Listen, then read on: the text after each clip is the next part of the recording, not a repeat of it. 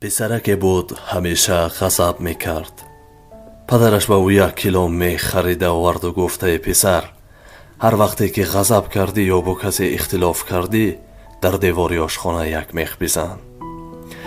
дар ҳафтаи аввал писарак 35 мех зад, дар ҳафтаи дуввум 25 мех, дар ҳафтаи саввум 10 мех. писарак кӯшиш мекард ки ҳангоми ғазаб худро ба даст гирад, то ки адади мехҳо кам шавад. ва дар ҳафтаи чаҳорум писарак дар девор ягон мех назад, чунки мех задан барояш хело душвор буд.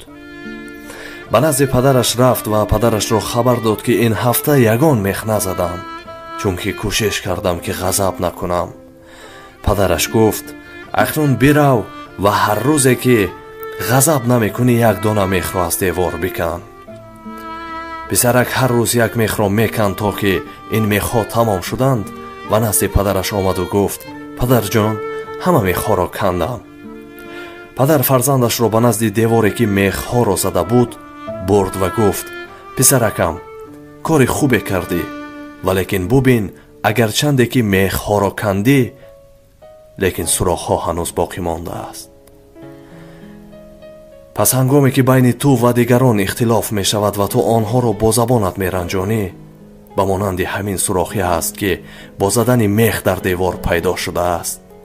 агарчи мехоҳӣ онҳоро канӣ, вале осори мех ҳанӯз ҳам дар девор боқист».